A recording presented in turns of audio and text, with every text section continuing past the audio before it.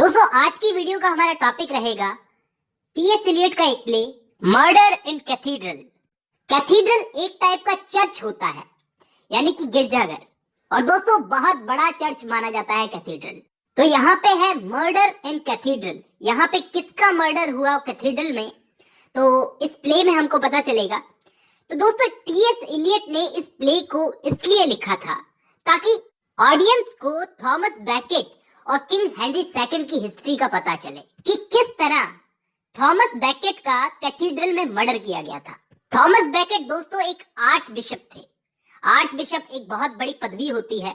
तो वो एक आर्च बिशप थे जिनको किंग हेनरी सेकंड के 4 सिपाहियों ने मार डाला था कैंटरबरी इंग्लैंड में साल 1170 में। दोस्तों इस प्ले को लिखा गया था साल 1935 कैम्ब्रिज मैसेच्यूसेट्स में, और साल 1935 में ही इसको पब्लिश करवाया गया। दोस्तों इस प्ले की सेटिंग रखी गई है कैंटरबरी इंग्लैंड में दिसंबर 1170, जब आर्च बिशप थॉमस बैकेट 7 साल फ्रांस में स्पेंड करके वापस कैंटरबरी लौटे, और लौटते ही इनका मर्डर कर दिया गया। ये तो हो गया इस प्ले का इंट्रोडक्शन। अब हम लोग प्ले शुरू करते हैं।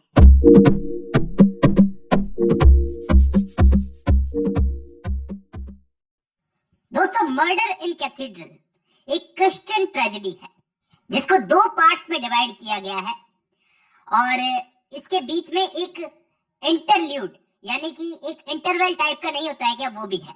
जैसे फिल्मों में होता है वैसे इस प्ले में भी है। और इस इंटरल्यूड में थॉमस बैकेट की एक छोटी सी स्पीच है। दोस्तों इस प्ले की शुरुआत होती है कोरस से।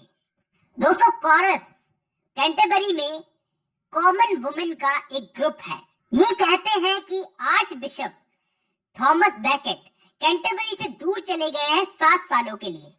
पहले वो इसी जगह के मेंबर थे, इसी ग्रुप के।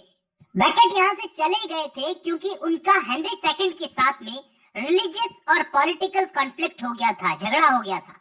ये कोरस थॉमस बैकेट की प्रेजेंस मिस कर रहे हैं, लेकिन ये नहीं चाहते कि बैकेट वापस आए, क्योंकि इस कोरस को डर है कि अगर वो वापस आएंगे तो पुरानी प्रॉब्लम्स वापस शुरू हो जाएगी और हो सकता है उन्हें मार भी दिया जाए। अब दोस्तों 3 प्रीस्ट यानी कि 3 पुजारी जिन्होंने पहले आर्च बिशप को सर्व किया था वो एंटर होते हैं। तभी एक मैसेंजर आकर के कोरस को ये न्यूज देता है कि बैकेट फ्रांस से इंग्लैंड आ चुके हैं। अब कोरस को और भी चिंता सताने लगी कि बैकेट वापस क्यों आए हैं, यहाँ उनकी डेथ हो सकती है और उन्हें बड़ी घबराहट हो रही है कि हो सकता है उन्हें मार दिया जाए। अब वहीं दूसरी तरफ प्रिस्ट यानी कि पुजारी लोग जो हैं वो बैकेट का कैंटरबरी में वेलकम करने के लिए पहुंच गए। बैकेट वहां पर एंटर होते हैं। उनके एंटर होते ही 4 टेम्पटर्स 1 बाय 1 करके बैकेट का वेलकम करने आ जाते हैं और एक एक करके अपना अपना प्रपोजल बैकेट के सामने रखते हैं। अब दोस्तों फर्स्ट टेम्पटर जो कि बैकेट और हेनरी दोनों का दोस्त है, वो बैकेट को एनकरेज करता है कि बैकेट अपने पुराने अच्छे दिनों को याद करे, जब उसे देश से निकाला नहीं गया था उससे पहले के दिनों को। तब हेनरी और बैकेट के बीच में कोई भी पॉलिटिकल लफड़ा नहीं था। दरअसल दोस्तों ये फर्स्ट टेम्पटर चाहता है कि बैकेट किंग हेनरी से अपने रिलेशनशिप को वापस सही कर ले, जैसे पहले इन दोनों की फ्रेंडशिप थी वापस वैसी हो जाए। लेकिन बैकेट फर्स्ट टेम्पटर की इस बात को कोई भी मोल नहीं देते और फर्स्ट टेम्पटर को बोलते हैं कि पास्ट तो पास्ट था और वही रहेगा, लेकिन फ्यूचर की कोई भी गारंटी नहीं ले सकता। तो फर्स्ट टेम्पटर ने अपना प्रपोजल रख दिया, अपनी बात कह दी, लेकिन यहाँ पे फर्स्ट टेम्पटर अभी भी ये उम्मीद करता है कि इन दोनों के रिलेशन जो है वो वापस सुधर जाए। अब सेकंड टेम्पटर चाहता है कि बैकेट अपने पुराने चांसलर के पद पर वापस बैठे, लेकिन बैकेट इस सेकंड टेम्पटर की बात भी मानने से मना कर देता है, क्योंकि बैकेट स्पिरिचुअल आर्चशिप को चांसलर के पद से बहुत बड़ी पावर मानता है। इसके बाद थर्ड टेम्पटर भी अपनी बात रखता है, वही किंग के साथ समझौता कर लेने वाली। इसकी भी बात को बैकेट यहाँ पे नकार देता है। इसके बाद बारी आती है फोर्थ टेम्पटर की। ये तो बैकेट को शहीद होने के लिए कहता है कि तुम अगर शहीद हो गए तो जाने जाओगे, तुम्हारा नाम हो जाएगा। लेकिन बैकेट यहाँ पर इसको भी नकार देता है, क्योंकि शहीद होना तो सही है, लेकिन दिखावे के लिए शहीद होना फिर वो सेल्फिशनेस है। दोस्तों यहाँ पे चारों टेम्पटर्स ने अपनी बात रख दी और यहीं पे फर्स्ट पार्ट खत्म होता है। इसके बाद इंटरल्यूड में बैकेट कैंटरबरी कैथीड्रल में अपनी स्पीच देता है लोगों को। वो अपनी ऑडियंस को उस पवित्रता के बारे में सोचने के लिए बोलता है जो कि एक डिवाइन पर्सपेक्टिव के लिए है। जीसस के चेले भी बहुत ही ग्रेट सफरिंग्स को एक्सपीरियंस करने के बाद ही सेंट्स बने।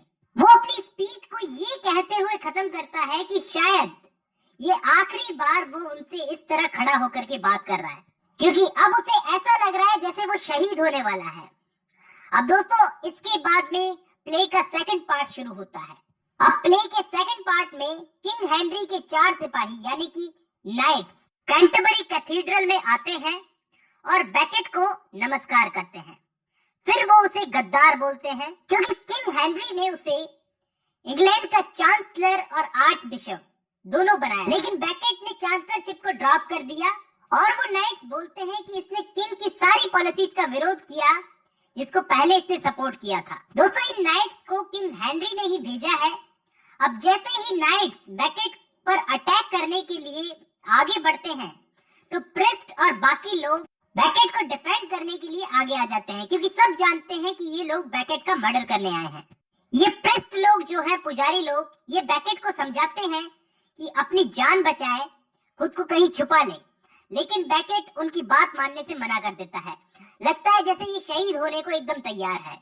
अब दोस्तों जैसे ही नाइट्स वापस से कैथीड्रल में एंटर होने को आते हैं तो प्रेस्ट उन्हें फ्रंट वाले दरवाजे पर ही रोक लेते हैं। वो उन्हें एंटर नहीं होने दे रहे, लेकिन बैकेट अपने पुजारियों से कहता है कि दरवाजे को खोल दो, उन्हें अंदर आने दो, क्योंकि ये चर्च के नियम के खिलाफ है कि किसी को भी कैथीड्रल में एंटर होने से रोका जाए। दोस्तों प्रेस्ट फिर दरवाजे को खोल देते हैं, वो नाइट्स अंदर आ जाते हैं और बैकेट का मर्डर कर देते हैं। बैकेट की डेथ से सब कुछ तहस नहस हो गया।